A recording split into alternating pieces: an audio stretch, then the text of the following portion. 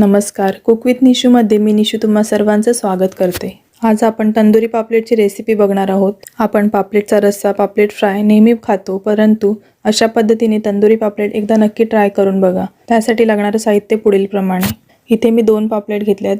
साधारणतः 500 ग्रॅम वजनाची 2 पापलेट आहेत। त्यांना साफ करून स्वच्छ धुवून अशा पद्धतीने मी कट्स करून घेतलेले आहेत। अशा पद्धतीने थोडे डीप कट्स मी करून घेतलेत, जेणेकरून आपण जो तंदुरीसाठी मसाला बनवू तो ह्याच्यामध्ये आतपर्यंत शिरला जाईल आणि त्यामुळे चव सुद्धा छान येते। यासाठी लागणारा मसाला आपण तयार करून घेऊयात। 1.5 टीस्पून तंदुरी मसाला इथे घेतलेला आहे।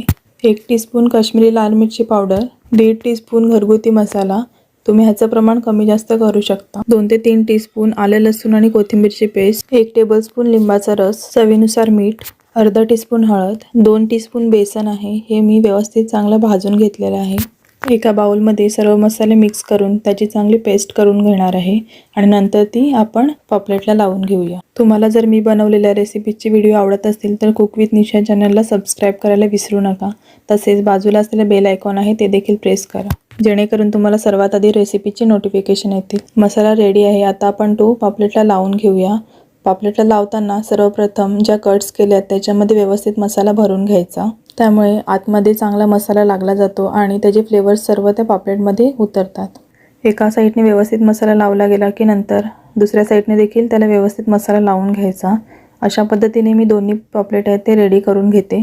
अशा पद्धतीने व्यवस्थित मसाला लावून घ्यायचा। आता आपण हे मॅरिनेट झालेले पापलेट आहेत ते 30 ते 35 मिनिटांसाठी फ्रीजमध्ये ठेवून देऊयात। 35 मिनिटं झालेली आहेत। आता आपण हे पापलेट आहेत ते तळून घेऊयात। त्यासाठी मी इथे 1 ते 1.5 पळी इतकं तेल तव्यामध्ये चांगलं गरम करून घेतलंय। त्यावर आता पापलेट एका बाजूने चांगलं 5 मिनिटांसाठी फ्राय करून घ्यायचं आणि नंतर पुन्हा दुसऱ्या साईडने 5 मिनिटांसाठी फ्राय करून घ्यायचं। साधारणतः 10 ते 12 मिनिटांमध्ये पापलेट छान शिजलं जातं। पलटताना इथे मी एक फोर्क आणि कलत्याच्या साहाय्याने पलटून घेते, जेणेकरून ते व्यवस्थित पलटलं जाईल।